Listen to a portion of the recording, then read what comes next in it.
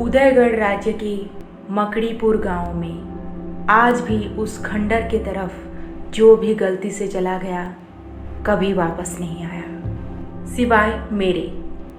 मैं चंद्रमुखी सुनाने जा रही हूँ एक और खौफनाक किस्सा। आज से लगभग 70 साल पहले उसी घर में किशोर, उसकी बेटी मीरा और दूसरी पत्नी रीना रहते थे। अरे ए कलमुही, कहाँ मर गई तू? बर्तन धोने तेरी मरी हुई माँ आएगी क्या? बचपन में माँ को खा गई, अभी पता नहीं कितनों को खाएगी। माँ, बर्तन तो मैंने कब का धो दिया है, तो आंगन में झाड़ू कौन लगाएगा?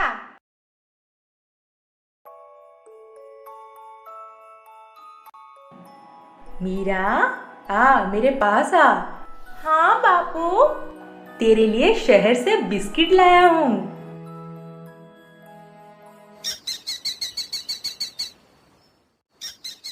देखो रीना, अब मैं निकल रहा हूँ।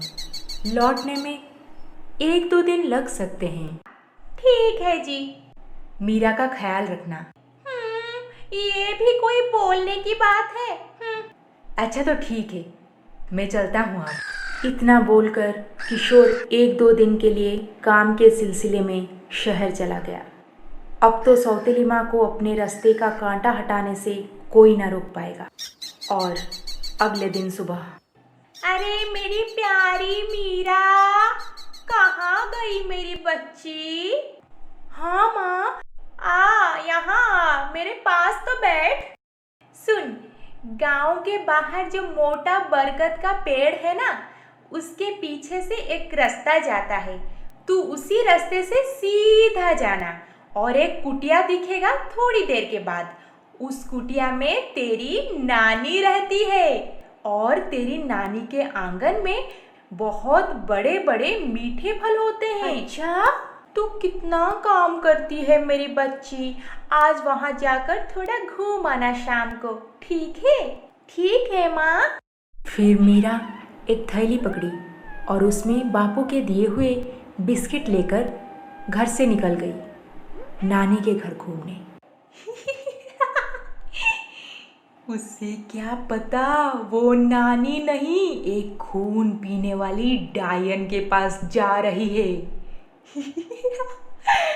वो डायन तो सबको खा जाती है, अब इसे भी खा जाएगी। इतने सालों के बाद इस सौतेली से पीछा छूटेगा। जैसे ही सौतेली माँ बोली थी, ठीक वैसे ही मीरा आगे बढ़ते गई और आखिर में उसे वो कुटिया घर दिख गया। अरे वाह, इतने सारे फल, वो भी इतने बड़े बड़े। अंदर जाके नानी से मांगती हूँ। नानी नमस्ते, मैं मीरा हूँ। माँ मुझे बोली आपके यहाँ बहुत बड़े बड़े और मीठे फल मिलते हैं। हाँ, बहुत मीठा है, तेरी जैसी। तू एक काम कर, इतने दूर चल के आई है, थक गई होगी। घर के पीछे एक नदी है, जा थोड़ा हाथ मुंह धो कर आ, फिर तुझे मैं फल खिलाती हूँ। ठीक है नानी। फिर मीरा फल के बगीचे से होकर नदी के तरफ जा रही थी। तभी एक तोता बोल पड़ी। छोटी परी, नन्ही परी, धोखेबाज है माँ तेरी। नानी नहीं है, बूढ़ी डायन है, खून पीने की प्यासी है। मीठे फल नहीं, झूठे फल, कुत्ते को पूछ के भाग निकल। अब मीरा डर के मारे पीछे की खिड़की से बुड्ढी को देखने की कोशिश की। तब मीरा देखी वो डायन एक इंसान को कच्चा चबा रही थी। मीरा डायन की असली रूप देख के डर गई और नदी के तरफ भागने लगी।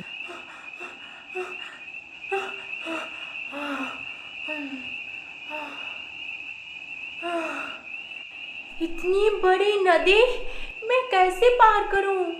और पीछे जाऊंगी तो वो डायन मुझे जिंदा खा जाएगी। तभी मीरा को एक कुत्ता नजर आया। कुत्ता को देखकर मीरा को तोते की बात याद आई। क्या तुम मुझे डायन से दूर भागने में मदद करोगे? फिर कुत्ता बोला, पर बदले में मुझे क्या मिलेगा? तभी मीरा को बापू के दिए हुए बिस्किट का याद आया। मैं तुम्हें बिस्किट दूंगी, ये लो। कुत्ता बिस्किट खा के बोला, गौर से सुनो, ये डायन इंसानों के खून पी के कंकाल को इस बगीचे में दफना देती है, इसीलिए बगीचे के फल बहुत बड़े होते हैं। इसी बड़े फल को देखकर इंसान यहाँ आते हैं और डायन का शिकार हो जाते हैं। बगीचे के अंत में एक बरगद का पेड़ है। डायन उसके ठीक नीचे एक बड़ा सा काला फल मिट्टी में छुपा के रखी है। जो भी उस फल को खा लेगा तब ये डायन मर जाएगी। मीरा, मीरा। नानी, मैं बगीचे से कुछ फल लेकर आ रही हूँ। कुत्ता जैसे बोला था, मीरा जाकर बरगद के पेड़ के नीचे बैठ गई। मीरा उस काले फल को अपनी थैली में छुपा ली। इतने समय तक इंतज़ार करते करते डायन को गुस्सा आ गया और वो डायन, मीरा, तू मुझे बहुत गुस्सा दिला दी, अब मैं तेरा खून पीऊंगी।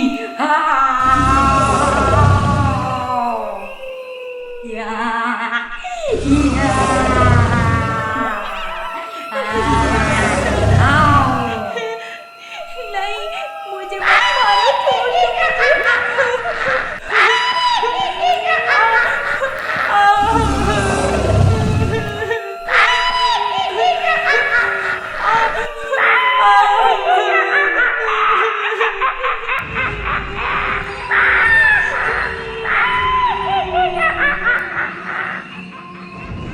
तभी मीरा तुरंत ही अपने थैली से फल निकालकर खाने लगी।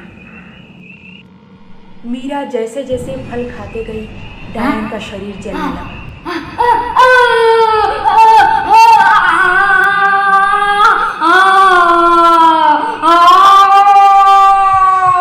डायन की आवाज इतनी तेज थी कि आसपास के गांव भी कांप उठे। और तभी मीरा के बापू किशोर काम खत्म करके घर वापस आ रहे थे।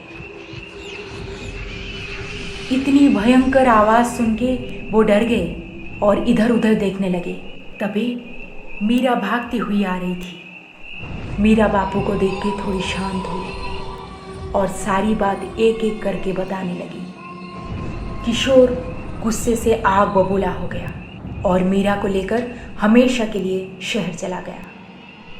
और कुछ हफ्ते बाद मीरा की सौतेली माँ रीना की लाश मिली, उसी बरगद के पेड़ पे लटके हुए।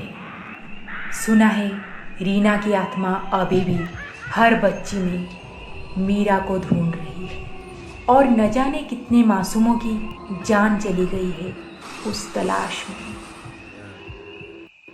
इसके साथ ही मैं चंद्रमुखी आपसे विदाई लेती हूँ। कल फिर मिलूंगी और एक नए किस्से के साथ। तो जल्दी से सब्सक्राइब कर लीजिए हमारे चैनल को और हाँ, लाइक शेयर कमेंट करना ना भूलें। नमस्कार।